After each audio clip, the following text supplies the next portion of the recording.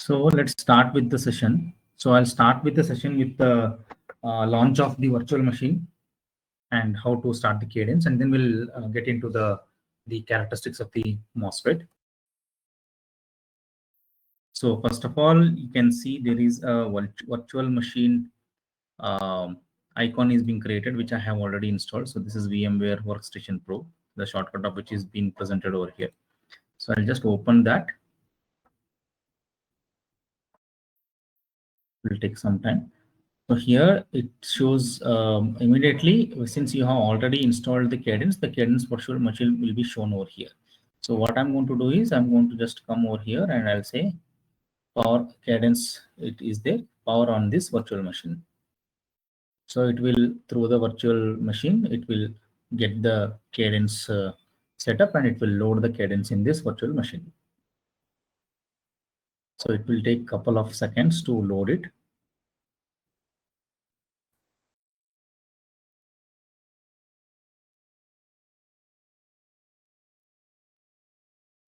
Once it is loaded, let's then we'll launch the cadence.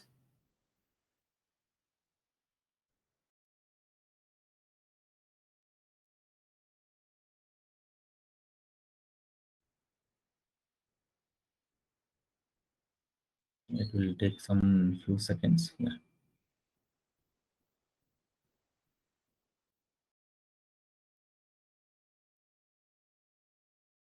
So this is the Linux operating system setup through which I'm going to launch the cadence. Now, once you are here, I'm going to go into this home directory, and in this home directory, you'll find a lot of folders, even in your cadence setup. So I'm going to enter into one of the folder, which is named as ANIK, and here I'm going to right click and click say open terminal. So what I did, I just entered into this Beard's home, that Anik. Somewhere over here, you just right click, open terminal.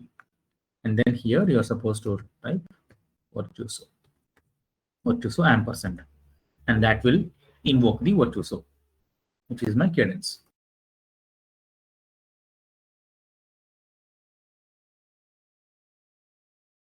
Even this will take few seconds, and you can see the cadence is invoked. So this particular a window which is called as CDS log window or CIW window, you should see over here. So this is the main window. And now from here, now when you are creating a new file, so you have to go to this file and then say new library. I'm just going to show that, and then I'll go ahead and use my own already created library. So what I'm going to do, go to the file, new library, and here you're supposed to call your name of the library. Let's say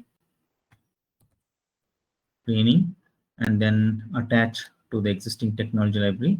And here, if you come down, you can see. So you just see attached to the existing library and say OK. And here, when you say OK, GPDK 90, that means you're going to use the 90 nanometer technology. And let's say OK. So my library named training has been now created, and all the libraries associated with 90 nanometer technology are now connected to my particular library training. Now again, I'm going to the file and I'm going to say new cell view. And now instead of the library which is shown over here, I'm going to pick the library which I just created, which is my training. And here I'm going to type, like for example, NMOS demo, something like that. And just see that all these should be in the schematic view. The view should be schematic, type should be schematic, open with schematic L. So all these should be schematic, and say OK. The moment you say OK, it will create the particular window, a black window. This is where you're going to draw your schematics. Okay. Now let me open the file which I have created. Let me show that. Let's say I want to open up a file which I already have it in my directory. So for that, what I'll do, I'll go to the file and say OK, open, and go to the respective library from which I want to open that. So I have a lot of cells which I have created, out of which I'm going to open up this NMOS demo. There you go. So this is the NMOS demo. If you see, this has been created in the training library, and this is the NMOS demo which has been created in the unique folder name, right? So here you are supposed to create a schematic like this. So let us try to create it one by one. Let's try to add it. So to add any particular component, what is that you are supposed to press? You are supposed to press I.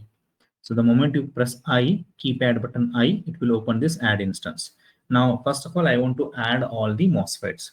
So for that, I need to browse the library. Now, remember, I have attached a 90 nanometer technology. So all my MOSFETs would be from the 90 nanometer technology. All my devices, actual devices. So I'm going to select 90 nanometer technology over here. I'm going to select the cell NMOS 1V, and this window will open up. I'm not going to do anything over here. The length, width, everything would be default. I'm not going to change it. We'll talk about these things, altering these variables sometime later in the next lab sessions. But as of now, the default, I'm going to pick it, and I say hide. The moment you do it, just a moment, let's try to do it.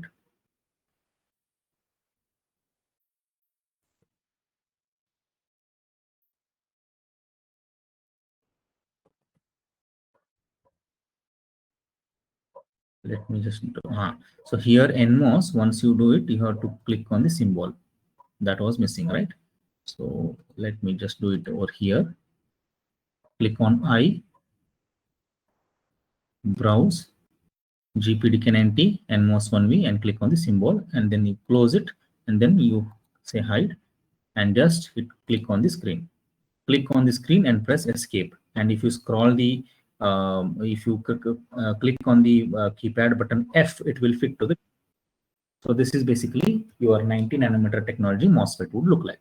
So where is your source, gate, drain, and the body terminal, 4 terminal. So the similar way, I have placed it over here. And if you want to zoom in and zoom out, you can always do that by pressing Control and then scrolling your mouse scroll button. Keep the Control button pressed and scroll up and down. It will zoom in and zoom out.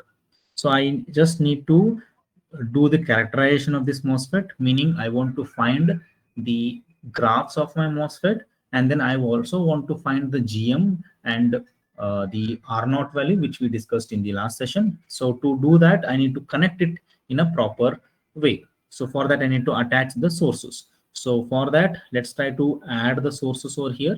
So as you see over here, I have added a source by the name VDC, and there is one more source by the name again VDC. There is one more source again by the name VDC. And the value of these sources are, I have not given exact values. See, usually the voltage sources would be given a value of like 2 volts, 3 volts, 4 volts, something like that. But here I have not given any values. Rather, I have given the variables.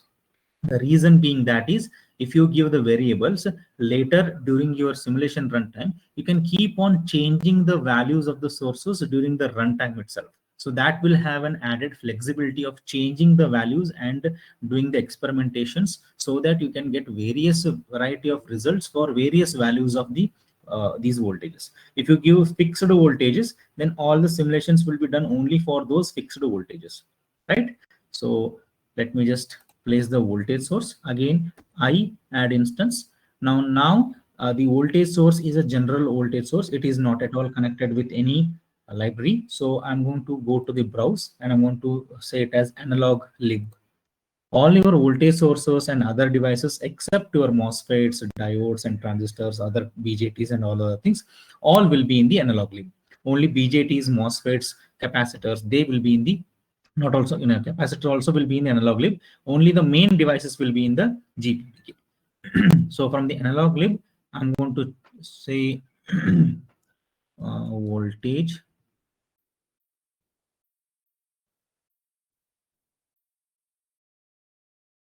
or rather I say I want DC source, right? So I say VDC, yeah, that is connect selected, and symbol is being selected. And here I'm going to name the voltage source as VGS. That's how you can see VDC equal to VGS. And since I have not pressed the escape button, I'll just place it, click it over here and click it over here, and then now press the escape. So 3 copies are created. but I don't want everywhere VGS. I want this to be VBS, that is body to source voltage, and this to be VDS. Like I told, the body should be connected to the source, or body should be connected to the most negative potential of my NMOS. Now here I want to show you even variation of your MOSFET current with respect to the body voltage. So that also I want to show you. For that purpose, I have kept one more source here. So to edit any particular parameter, what I have to do, so click on that particular component which you want to edit it, and press Q for query, and then it will come in edit mode. Now here, instead of VGS, change it to VBS and say OK, and immediately it gets changed to VBS. Similarly, you change this to, by pressing Q, change it to VDS. Now I need to join them. And before joining, I need to have the ground connections also. So let me first join it. To join, you have to use the wire, and the shortcut key to use the wire is W. I press W, and if you see, just observe the mouse cursor. If you see now, the mouse cursor is typically in the arrow key. Now if I press W, it will change its cursor position to something else. So I'll click over here, left click once, come over here, and again left click. That's it. It is joined. And left click over here, come here, and left click. It is joined. Left click over here, again on left click. Come wherever you want to click. Left click and then left click. It is joined. And then I need to have the ground connection. And to add the ground, again press I. Now it is in the analog lib. So just press G and D. It will automatically come G and D, hide, and you just place it. Do not overlap it. You have to join it through a proper wiring connection. Press escape, again press W, join them. Left click, come here, again left click, press escape. Now this shows your MOSFET has been connected. Now if you press F, see, if let's say it is zoomed out totally, and now I want to fit it to the screen, so I'll press F for a figure, so that one I can press it, it will fit to the screen. Now to figure out whether this connection is proper or not, so like I told, there is this particular window, CIW window. The moment you do here this option, there is an option called as check and save, and this is just save. So if you press check and save, and nothing is displayed over here, if you see schematic check completed with no errors, that means your connections are proper. Suppose, let's say, if there is any connection mismatch, it shows something is floating or something is mismatched, like that it will show. So now everything is connected in a similar manner which I have connected over here, right? So all the connections are done now. So let's try to evaluate. Now I'm supposed to get the graph of, first let's try to figure out the graph of GM, and then we'll try to figure out the graph of R0. Now to do that, I have to go and try to run certain set of analysis. So for that, I have to go to the launch ADEL. There is ADEL option is there. So I'll just click on ADEL, and then here, now look here, I have not given any particular values for the sources. So I have to give the values for these sources over here. So what I'll do, right click, copy from cell view. If you do it, immediately all the values will come over here. And the name of the variables will be fetched over here. Now initially I'll give the VBS value to 0, because that's how it has to be, because this usually has to be connected to the source, and source is connected to ground. So now we will go with a valid scenario where my body is connected to ground. VDS, I'm going to give it as 0.9 volt or 900 milli, and this also I'll give it as 900 milli.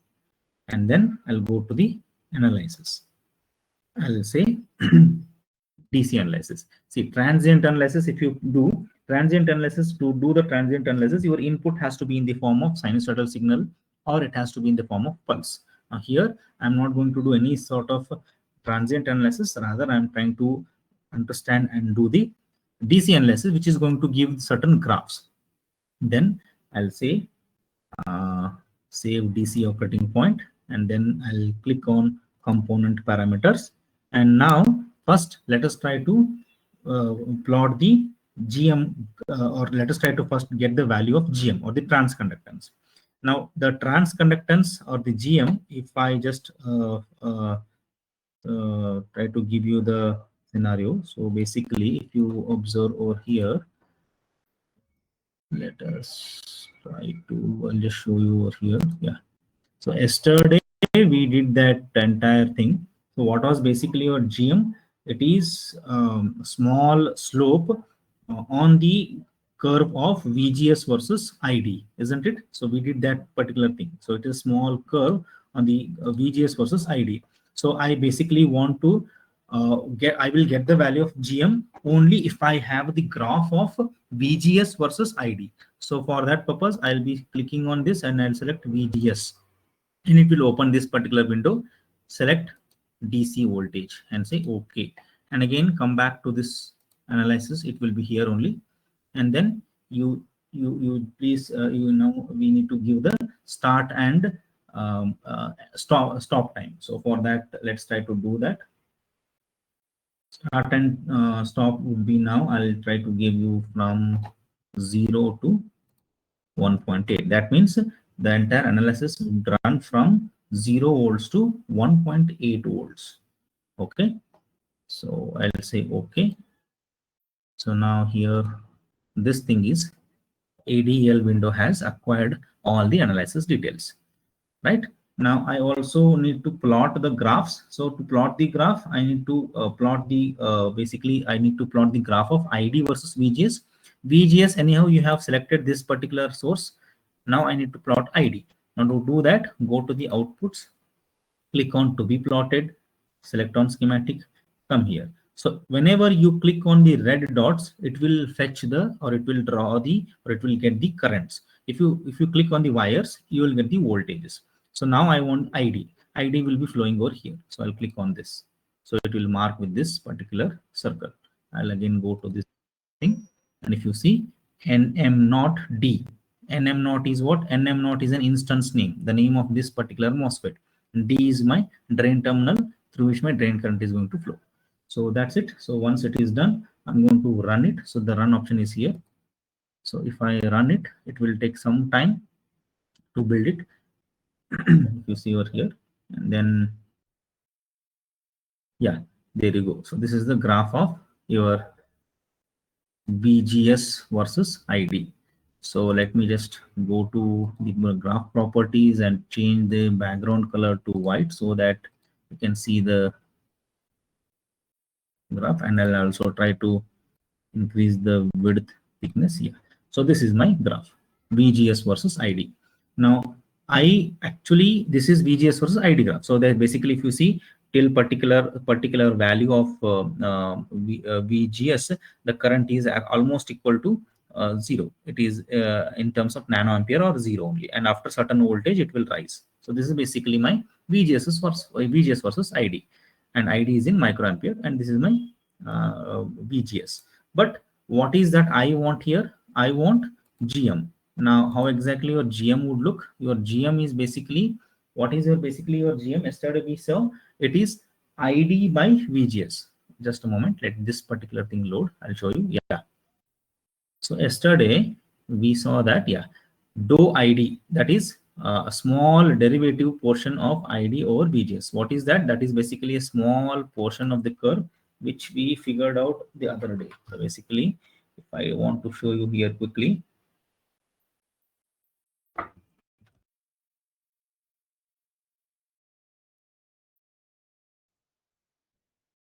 just a moment.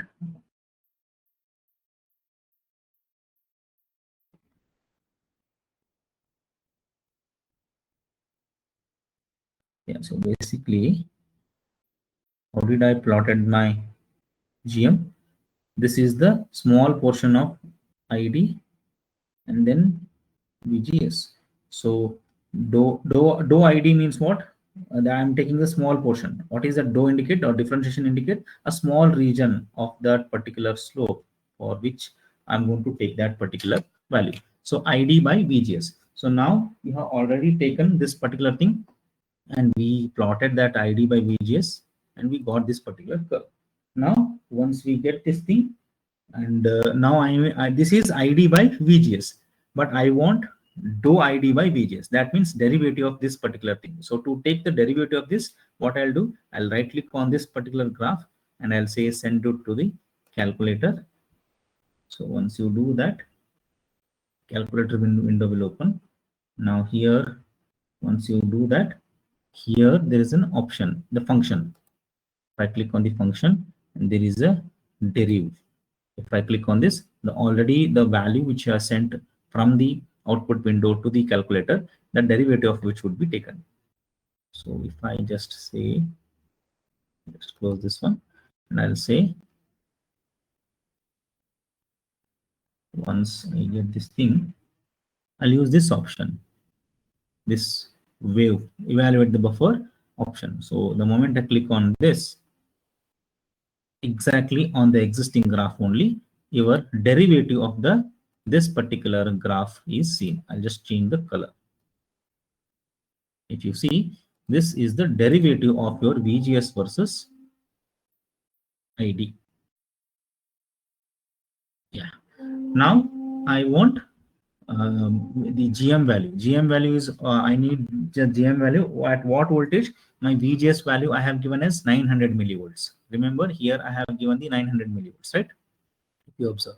So at exactly 900 millivolts, what would be my GM? I need to see. So basically, I just got the value of C, dou ID by dou VGS. First, I plot ID by VGS and I'll take the derivative. That itself is my GM, which is nothing but my transconductance. So I'll use the key, the key V. V indicates vertical line, and I'll just come here, double click on this, and I'll change this entire thing to 900 milli and I press enter. It will automatically come over here. Now if you see exactly at 900 millivolts, what is the value of, see, this is basically red line is your ID versus VGS graph. I'm not interested in that. But if I just place my cursor on this green line, I mean on this vertical line, you'll see 112.24 micro. So let me just mark it and write it over here. So GM value what I obtained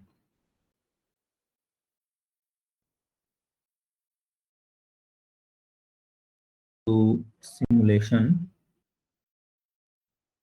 whatever I obtained, that is 112.24. 112.24 microampere per volt, right? So that is basically your GM. And what does that indicate? It is that particular point which is going to give you the operating point. So basically this GM value, it is a transconductance. Transconductance, it is exactly when you actually plot the slope of ID versus VGS.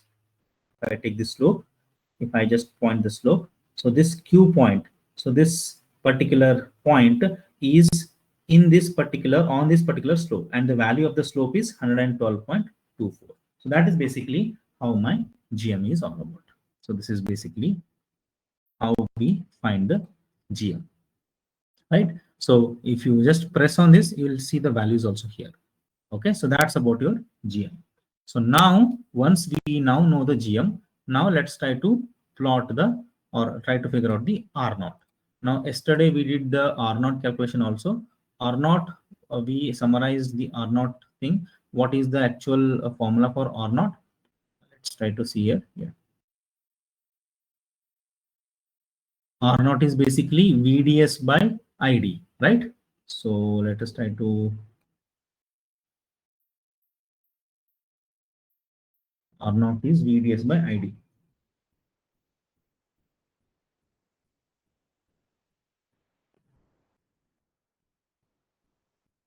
R0 is VDS by ID. Okay. Now VDS by ID. Now in order to get VDS by ID, see, basically what was your GM? The process was it is basically ID by VGS, or basically dou ID by dou VGS. So that's how you plotted ID versus VGS graph. Okay, the upper numerator portion versus the denominator portion.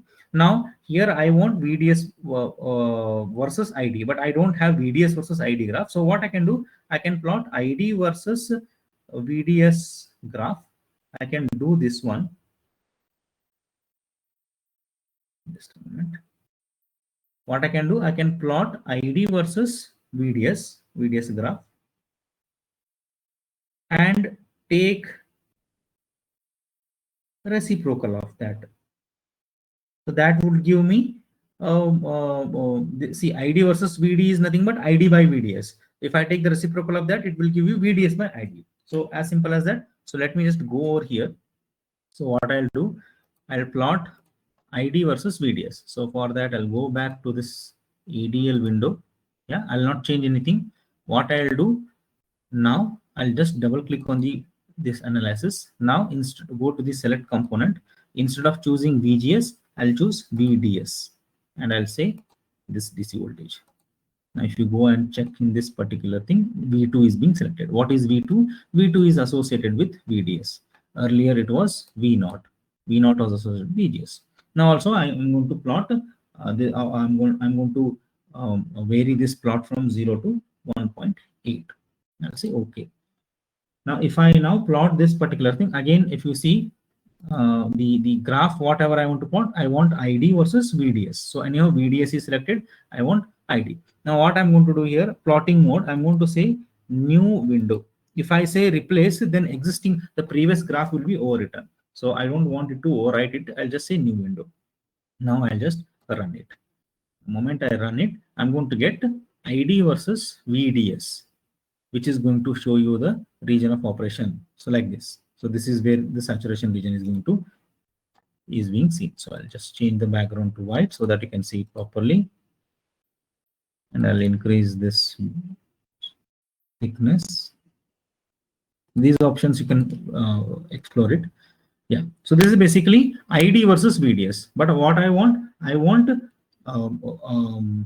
basically VDS versus ID. So basically what is that? VDS versus ID. So I got ID versus VDS graph. So now I'm going to take the reciprocal of that. How do I do that? I'm going to send this particular graph again to the calculator.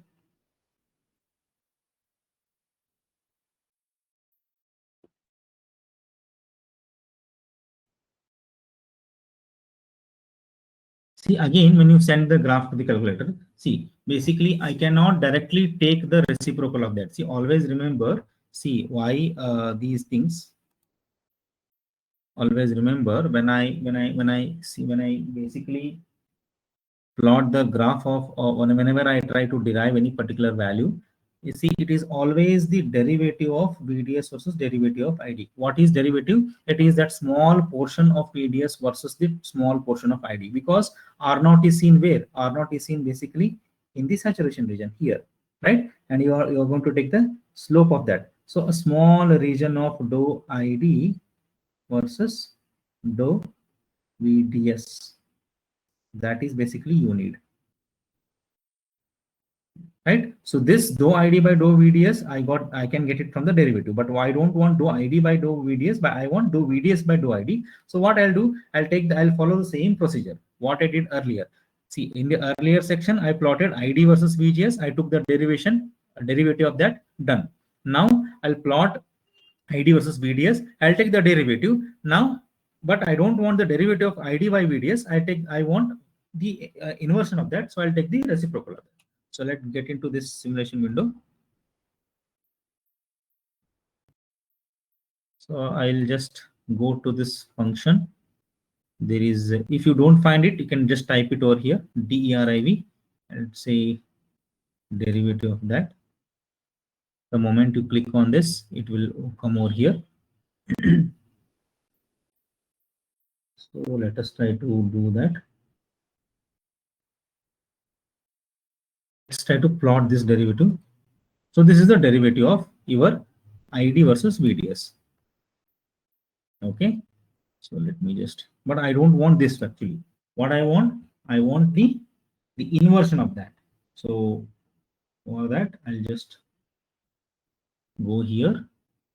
Rather than plotting this, I would have done it directly only. So what I'll do, I'll just remove this graph. Rather, I'll send this to the calculator and I'll say function.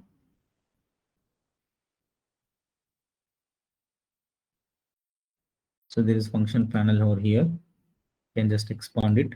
Derivative option is here, and I'll say I want the 1 by x or 1 by of this derivative. So where is my 1 by x function? Just expand this. 1 by x function is, see, if you just type 1 by x or say all function, see, they'll find. See now here 1 by derivative of that. What does that mean? You are just taking the exact ulta of id versus vds. Now I'll say, so this is basically the one which you can see over here. Close this calculator. The one which you can see here in green thing, that is the derivative of VDS versus ID. So let's try to use the vertical line and just click on this, change this value to 900 milli, press enter and just place the cursor over here. It is 42.348. So basically, let me write over here. My R0, I got it here, or not through simulation, I got it as 42.34 kilo ohm. 42.34 kilo ohm. That's it. So this is basically how you can do the calculation of R naught, which is finite output resistance in the saturation region, and GM, which is basically the transconductance. Both these graphs are placed over here. Right? We'll try to verify these things through other mode also, which is basically dummy DC analysis, which we'll try to do it in the next session. So, but this is practically how you can do the calculation of these particular things. So, just a moment. Let me just try to go back to this. Let me just try to explore one thing. Let me see whether can I do it or not.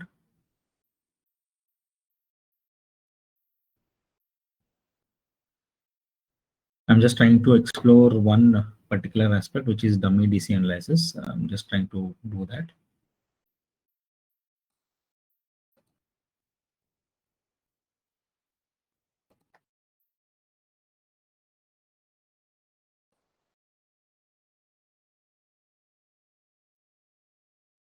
Let me just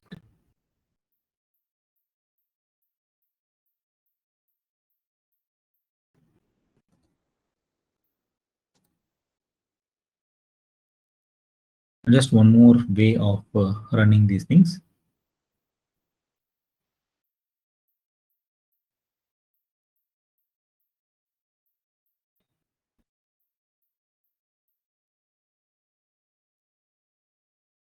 Results, print DC operating points.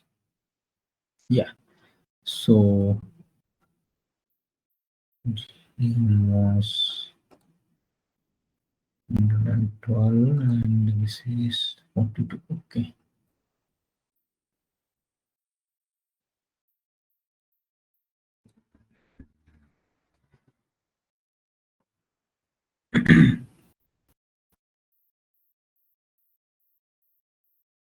So this is basically, I just calculated the dummy DC analysis. So what I did, dummy DC analysis is basically just want to figure out the parameters of the MOSFETs as it is on the go.